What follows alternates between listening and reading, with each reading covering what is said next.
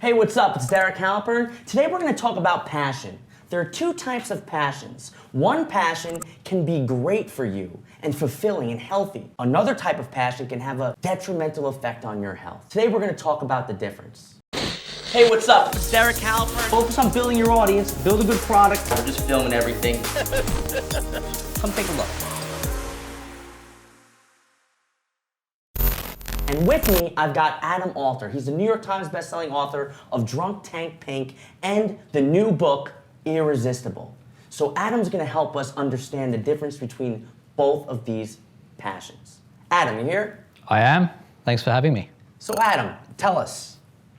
Irresistible is about the rise of addictive tech. It's about how much time we all spend using these forms of tech. It's about what we can do about it, but it's also, at least the middle chunk of the book, is about what makes experiences hard to resist. So if you're designing an experience, what makes people want to stick with it over time, as opposed to just, say, buying your app and then never using it again? Yes. So here's the thing. I want to talk specifically about the two types of passions. In the book, you mentioned harmonious passion and obsessive passion. Yeah, that's right. Can you please explain both of these for us?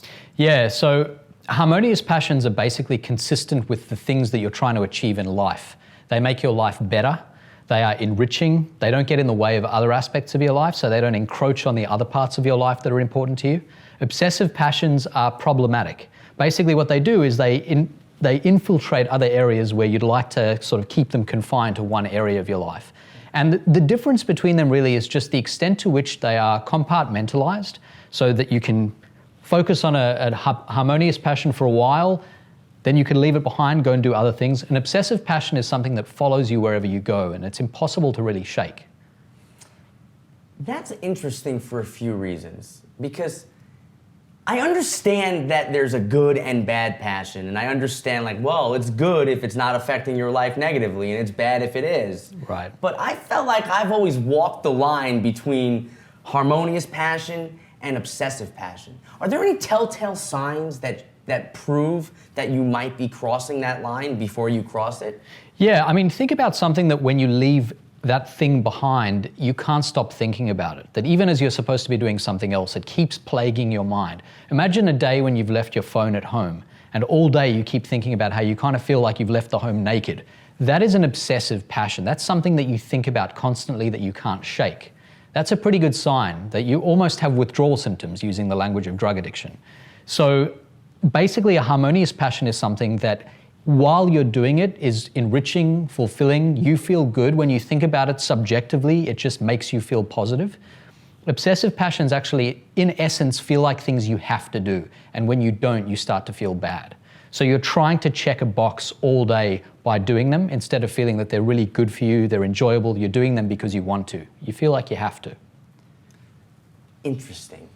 So, I mean, there's a lot of people who work jobs they don't like, and a lot of people feel like they've got to do it. Right. So at what point is it like you're doing what you're supposed to do because you got to do it to live versus you're doing it because you love doing it? Like, how do you balance each of them? Yeah, it's a good question. I mean, I think, there are parts of our lives that we do because they're useful to us. They're not done because they are hedonically pleasing. They don't just make us feel good. And I think that's okay. It's okay to have aspects of life that you do for reasons other than sheer pleasure. Obsessive passions, though, they become things that are bigger than just those aspects of your life where you're doing them and they take up a lot of your time. They end up influencing other areas of your life as well. It's okay, though, if not everything you do, if not every aspect of work is a harmonious passion, that it doesn't make you feel wonderful, that you're always feeling like you want to do more and more of that thing. It's all right not to have everything you do be essentially a passion, I think. All right. So essentially what Adam is saying is that there are two types of passions. There's the harmonious passion and there's the obsessive passion. And of course, there's always the fine line between both of them, but you always have to be aware of how these passions are affecting your life and how you can make sure that you're not going too far when you shouldn't be going that far to begin with. So moving on, I kind of want to go to the next thing I want to talk about, which is, as people, your book is about behavior addiction and the idea that behavior addiction is real. Mm-hmm. And I know there was some fighting about this for decades. But let's say you are addicted to a bad behavior. Maybe it's something like you like to drink soda all the time, or maybe it's some other type of bad behavior. How do you break a bad behavior habit? Yeah, there are a few different approaches that I think work quite well. Basically, what you need to do is become an architect of your own life. So just as an architect would design a building or a city, you're going to design the environment that you're in. Because so much of this is about how close you are to these things that you can't stop doing. So let's say for you, it's using a smartphone to engage in social media, or checking your email, something like that. If that's your problem, what you need to do is you need to have at least certain times of the day, say between 5 and 8 p.m., where all of your devices are in a locked drawer somewhere far away, maybe in your bedroom and you spend time in the living room. But that's not enough on its own. So distance is great, but what you've got to do is replace that thing that's hard for you not to do with something that's appealing and pleasurable that you're doing instead. Because what happens is if you lock the phone in the drawer and you don't have anything else to replace it with, you just sit there thinking about it constantly. You basically have withdrawal symptoms. Yeah. So what you've got to do is think about what it is, what's the psychological itch that the phone is scratching for you? Is it boredom? Is it loneliness? Is it whatever it may be? Different people have different reasons for using these things. But what you've got to do is work out another way to scratch that itch that doesn't involve the screen or the phone. And with that, over time, even though at first it feels a little uncomfortable to leave the phone behind in the room, you will find that you feel better off, you feel happier, you feel better in general. And you don't actually need to use the device for all of that time. And you do manage to overcome that addiction. That's interesting. So you said you need to create distance first, then you need to replace the behavior. Now this is interesting to me because I used to drink like 7 cans of Coke a day. I love soda. And every time I tried to quit soda, people would be like, just drink water, just drink water. And it's like, I would do that for like 2 hours. I would just drink water. And I would be like, this sucks. I hate water. Yeah. And then one day I made a decision. The problem with water and Coke is water is so unlike Coke. So what I did was I actually replaced Coke with lemon sparkling water. And I replaced Coke. I don't drink Coca-Cola every day anymore, but now if you go to my wine refrigerator in my place, I've got 30 bottles of lemon sparkling water. Do you have any examples of this in your life where you've kind of replace something? Yeah, well, I think that's a really interesting example because the replacement has to be scratching the same psychological itch. And for you, there was something about this lemon sparkling water that overlapped enough with Coke that it felt like it met that need. And water obviously wasn't doing that for you. Yeah. So sometimes you've got to experiment and try different things. For me, one of the big things was just being engaged with social media and with other people and feeling like I was much more connected to the world if I was using Twitter all the time or checking my emails all the time. And so what I really had to do was cultivate an experience outside of that where I was talking to other people. Now that seems like kind of a silly, trivial thing, but for me it was a matter of saying for these hours of the day, the hours when I'd normally be using these devices, I'm going to find someone, have a face-to-face conversation with them, whether it's my wife or a friend, meeting someone at the gym, whatever it is, it doesn't really matter, going for a run with someone. I cultivated these social experiences in the offline world to replace what I felt I was doing by constantly returning to Twitter.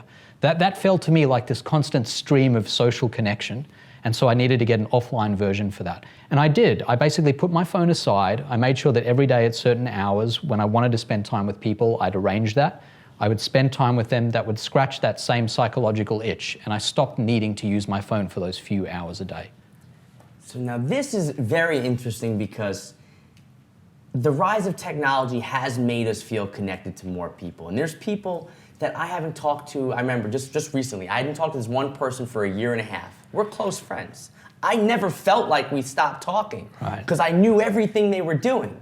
And then I decided one day, instead of just liking their post, let me send them a text message. And even though the text message is not the best still, it breached the barrier. Now, here's what I do find very interesting. I mean, you've written 2 books. One's a New York Times bestseller. You get this other book, which I think is going to crush the list too. How did you find time to waste time on social media in the first place? That's what I heard.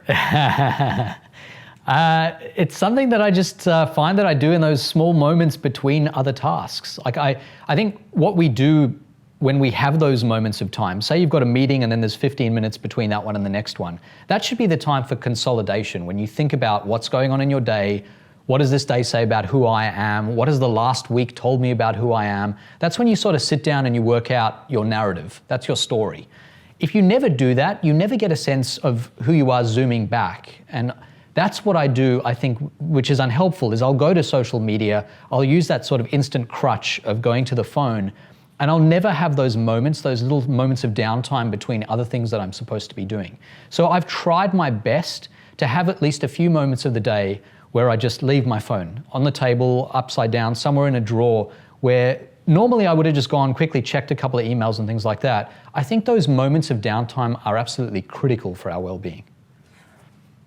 I think this is interesting because you mentioned something very, very specific here. And I think that you'll probably notice what he said, but you said that you were looking at social media in between the downtime. So you were filling up this extra time with looking at social media. And I find that interesting because I feel like a lot of people nowadays feel very overwhelmed and exasperated all the time. And maybe they feel that way because they're not taking the time to think about their day. What do you think? I think that's a huge part of it. It's weird how therapeutic those moments of downtime can be. So if you have back-to-back meetings, but between each one you have 10 minutes, that is incredibly restorative to just take a couple of moments, close your eyes, think a little bit. That thinking is also really important for generating creative ideas, new ideas, for thinking about what you're going to do in a global sense in the next few days. Without those moments of downtime, I think we never really catch our breath. I mean, just imagine a swimmer swimming laps. Every time you get to the end of the lap, you could take a little breather, take a couple of breaths, look around and continue. You can do that for a long time if you're fit and you've done a little bit of swimming. If you try to just go back and forth, it's much, much more taxing on you. You need those moments of downtime. And I think when you build those in, you are healthier and happier for that. Now, this is very interesting because I didn't expect this conversation to go this route, but the idea of the power of downtime seems to have this, like you said, a restorative effect on us. And I'm thinking like when you're going to the gym and you're doing push-ups and you're like at that last two and you like lay on the floor on your stomach for a second just to get the strength to keep going. But based on the idea of breaking a bad habit, you have to create the distance and you have to replace it with something. Is there any research or recommendations that you can suggest that when people would usually spend those 10 minutes checking their phone, what can they do instead to be more mindful about controlling their day? Go for a walk is the best piece of advice. I think when we're moving, there's a lot of evidence that suggests from research that we think better. For some reason, the act of walking seems to improve our ability to function mentally. And one thing you can do is just get up from your desk if you're at work, or if you're at home, go for a stroll. It doesn't matter if it's cold out, put on a coat or walk inside. Just that act of walking back and forth is really good for us. So I have a treadmill in my office and I don't use it often, but sometimes I'll get on there and just walk and basically close my eyes and just think for 10 minutes. And for me, that's a lot like a power nap. I feel much better at the end of it, and it often gives me new ideas and insights. I have a document that I go to. I record all the things that come to me while I'm going for those walks after I've had them. And there's some really good stuff in there, some stuff that I probably wouldn't have come up with had it not been for those moments of downtime. So that's great. So if you're finding yourself, I guess the lesson is this. If you find yourself having like 15 or 20 minutes between something, not enough time to do a lot of work, but too little time that you feel the need to check social media, it seems like you should go for a walk. And for anyone who's been reading Social Triggers for quite some time, you know that we actually did a walking challenge where everyone signed up to walk more, and there was a 7-day challenge where we kind of walked you through the process of how to put walking into your life and the benefits of walking in your life. But let's keep going back onto the book. Obviously, addiction is bad. And you walk through all these examples of how addiction has a negative impact on your life. Yeah. But my question is, can addiction ever be good? So, no, by definition, addiction is bad, but I think what you're asking is there something much like addiction that's good for us? A little bit like, say, a harmonious passion, something that feels to us like something we want to just keep doing, but that's essentially enriching, that makes us feel good. You know, a lot of people talk about breathing as an addiction. It's something that we just can't stop doing. We do it obsessively and compulsively over and over all through the day. The thing that makes breathing different from an addiction is that it's essentially really good for us. It's essential for us. So by definition, addictions, as far as I'm concerned, are bad things. But there are things that are like addictions that I think are not bad. I think passion, being really interested in something, doing it for a long period of time, thinking about it a lot even when you're not doing it, can be very good for you as long as you can conduct other areas of your life without always feeling like that thing is encroaching on those areas.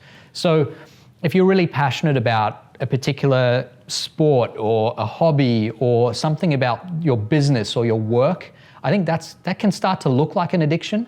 As long as when you ask yourself about your well-being, you're not saying this is affecting my well-being negatively, I think it's totally fine. That's sort of the positive side, the flip side of the negative coin of the coin of addiction. It's the opposite side, and that's, I think, where harmonious passion comes in.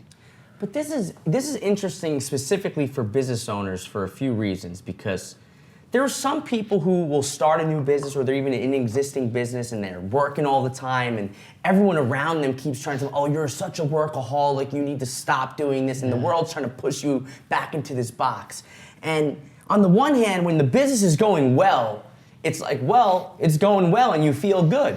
But that same effort, there's people who put that same effort into a business and it doesn't go so well. So I like this idea that obviously if you're putting your time into something that is beneficial to your well-being, that's great. But how do you know when you're going too far? This is a question I ask myself all the time, so I want to see what you think.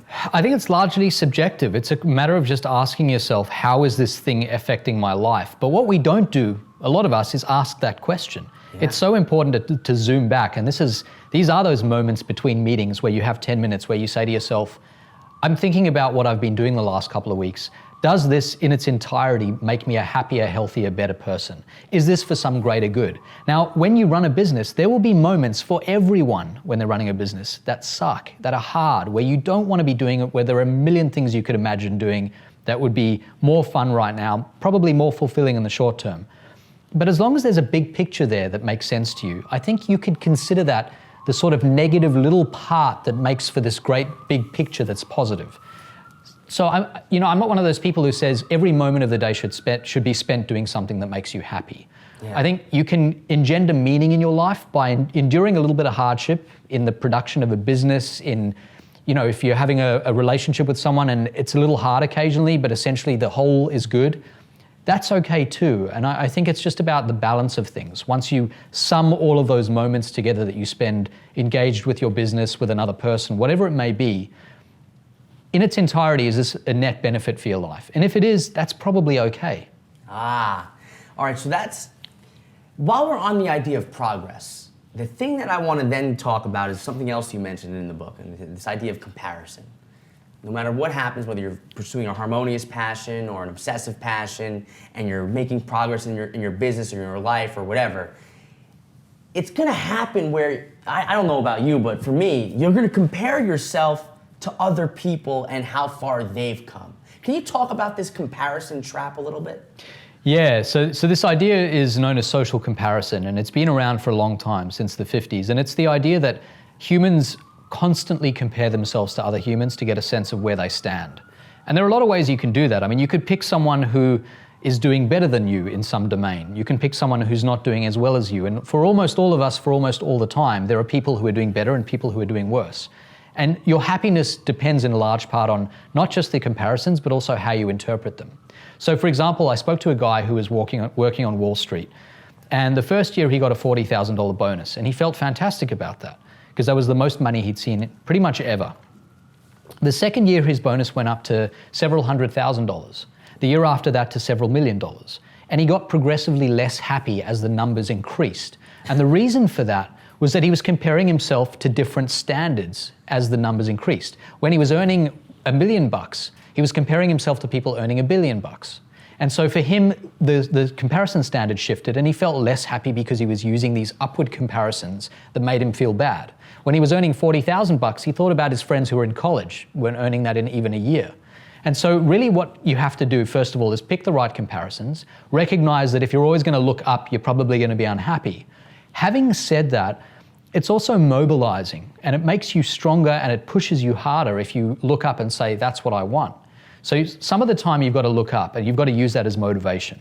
So it could be a gold standard. It could be something that you look at as a sort of signpost of achievement. That's what I want. That can be useful. But if all you do is idly look up and say, hey, look at all those people who are doing better than me, without actually having a game plan, having a sense that that'll push you forward, that is really destructive. Now, this is interesting because I think about you've probably heard this before, but I always think about my personal story of how last year I gained a lot of weight because I just kept eating like an ass, basically. I thought it was because I turned 30, I got my blood checked, and nothing was wrong with me. It was just because I was eating poorly every day of the week. And I just kept doing it. I didn't even realize it was happening. And then, one day I gave a speech in front of a bunch of personal trainers. And I'm just sitting there like, Adonis, meatball, Adonis. And I was comparing myself, and let me tell you, I felt bad about myself in that exact moment, but it also pushed me to go into a fitness regimen.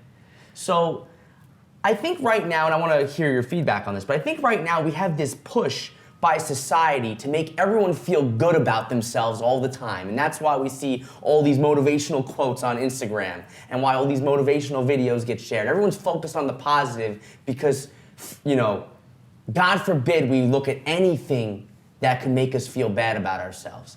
But I've always found in my personal life that when I feel bad about myself, I'm more likely to change something for the positive. Do you have any experience or comments about how that happens? Yeah, I think there's a lot of value in making people feel good about where they are to the extent that those things don't need to change. I think we often have this sort of cultural belief that everything needs to get better. We need to make everything better than it currently is. I think that's absolutely exhausting. If goals for you are just a way of saying I'm failing now until I reach that goal, they're always going to make you unhappy. But I think there's the other side of that, which is for some things we are not doing as well as we could be doing, and with a couple of changes, maybe we could improve things. Maybe we could eat better, maybe we could exercise differently, maybe we could be better partners to other people, maybe we could be better in business, whatever it is that matters to us. So I think there are some things where you could say, you know what, this might not be perfect, but I think I'm happier not constantly focusing on it and trying to improve it. So there, positivity is a great message. Then there are other areas, and everyone needs to think about which areas these are for them, where you say, you know what, with a few changes, I think I could really improve this. I think I could do better, and I think I'd be healthier, happier, better off overall if I changed those things. For those, positivity is not the message. Just thinking positive is not going to do it. What you have to do is have a game plan. Possibly thinking a little bit less positively is not the worst thing. And that'll motivate you. Humans are very strongly motivated by being averse to some state. If there's something you don't want, you move away from it pretty quickly. And that's I think a really useful mindset for us. It's okay to feel like this is not something I want. Here is how I'm going to get away from it. And I think you need that in your life as well as those positive messages. And I think one of the things you talked about in your book was you talk about why goals are not always the best thing to have. And you mentioned this because the goal always feels like you're perpetually trying to catch up. Yeah. But you quoted Scott Adams from his book, I think, like How to Fail at Almost Everything in Life. And he talked about you don't need goals, you need systems. Can you share more about that? Yeah, so the thing about goals is that the mechanism behind a goal is a little bit broken in some ways. So the idea behind a goal is you say, here is this thing that I really want. And until I get there, I'm failing, which is a negative state. But then once you reach it, here's the thing. If we felt wonderful every time we reached a goal, then there'd still be some utility to the idea. But what tends to happen is you reach your goal, and when you get there, you feel like you've got to have a new one. It escalates. No one ever reaches a goal and says, that's great, I'm done, I feel wonderful, and I'm going to enjoy that for a while. It's just not how humans work. We just perpetually set goal after goal. So Adams suggests that you introduce systems, which are different from goals. A system is basically just a rule of thumb about how you're going to conduct yourself. So it might be something like, for a writer who's writing a book, your goal could be, I'd like to complete this book in 6 months, which is, for those whole 6 months, pretty aversive. But what you could do instead with a system is say, every morning, between the hours of 7 and 9 a.m., I'm going to sit down at my computer, I'm going to have my breakfast nearby, I'm going to eat a little bit, but I'm also going to make sure I write at least 500 words. And it doesn't matter if they're good or bad words. So that by the time I get 6 months from now, I'm going to have thousands and thousands of words constructed. That system is great because every day you get positive reinforcement. It's just a rule about how you're going to conduct yourself. And every day, in effect, these bite-sized goals that form the system give you positive feedback. And so you keep doing the system, you keep adhering to it over and over. You'll eventually reach the thing that you might think of as your big goal, but it's not the way you think about what you're doing. What you think about is, this is my daily routine. And for that reason, these bite-sized goals in the form of systems are much, much more useful for us. It actually reminds me of something that we talked about a lot, and there's books on this and everything, but the power of small wins. When you're giving yourself these little goals every day that's as a part of a big system, you're giving yourself a win every day, and it's making you feel good to keep going. Yeah. But now let's talk about something else you mentioned in the book. You talked about the insidious power of streaks. And if you set a system where you have to write 500 words a day, this might be easy for the first 3 weeks. And then all of a sudden you wake up one day and you want to go jump out the window because you got nothing to say. So at what point do you want to keep going at your system, but then, a system can turn bad when it becomes in this power of a streak? What do you think about that? Yeah, I think this is tied to the type of passion you have for that streak. So if it's harmonious and you feel good about it, like I talk about running streaks. There's a group of runners who are known as streak runners, and what they do is they'll try to run every day at least a mile. And some of them have been doing this for 50 or 60 years, and they'll have injuries. There's a story of a woman who was pregnant. She was giving birth that day. She's in labor, and she basically stopped the process because she had to go for a run because she'd been running for 12 years straight. That's sick. So you know that that's a problem. And the only reason she did that was because the idea of losing a streak is so aversive. I think that's an engine for obsession and for obsessive passion, where it really encroaches on your life. If you have the flu, if it's snowing terribly outside, if there's a blizzard, whatever, there are good reasons not to go for a run. If you wake up one day and you say, I absolutely can't write today, my head's not clear, whatever it is, you should be able to do that occasionally. I think what makes streaks so difficult is that they are unforgiving. And as they get longer, you have way more to lose. And so as you pursue a streak, the aversive consequences of taking a day off escalate pretty dramatically. So that if you've been running every day for a year, not running for one day means you start all the way back. Oof. You lose a year of progress. And it's true for riding and other streaks as well. That's why I think streaks are so dangerous. They can be great motivators, but they're also counterproductive in some sense. Now, what's interesting about streaks is there's a lot of places that use streaks. One, to your benefit and to your detriment. We talked about the detrimental effects of streaks, but I also think a streak could be a good thing. If you look at something like Alcoholics Anonymous, yeah, they say, here's your 30-day chip, here's your 1-year trip, and they basically help people break addictions by using an addiction to something else. How do you feel about that? I think their streaks are probably quite useful because they're having the same effect. So if I'm trying to write every day, the idea of taking a day off is really aversive because I don't want to give up that streak.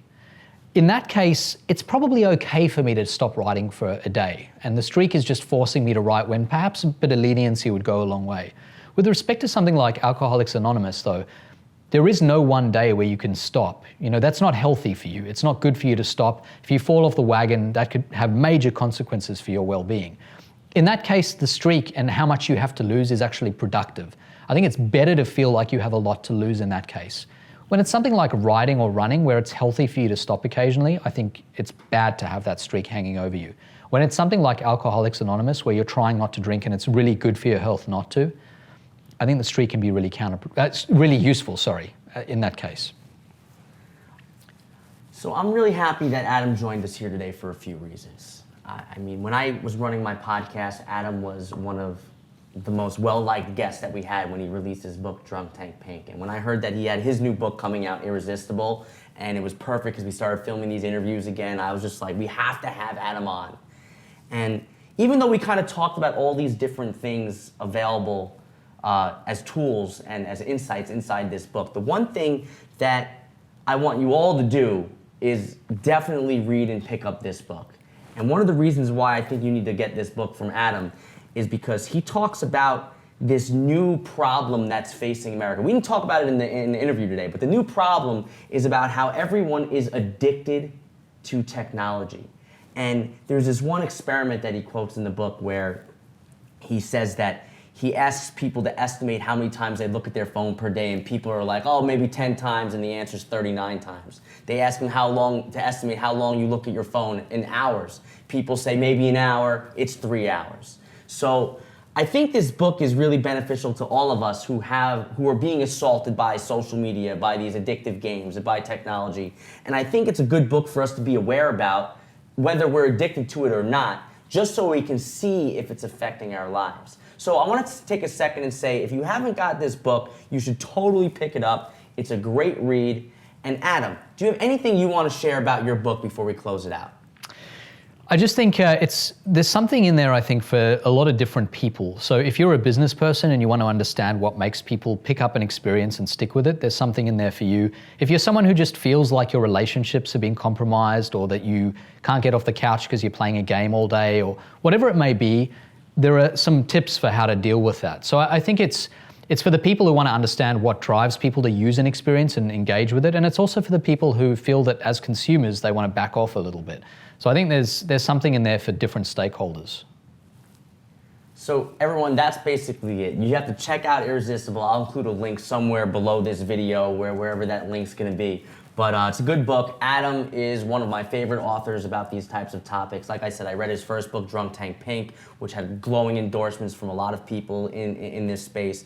And then also this new book, Irresistible, which is starting to make a lot of waves right now. So thank you for watching this video. And Adam, thank you. Thanks for having me.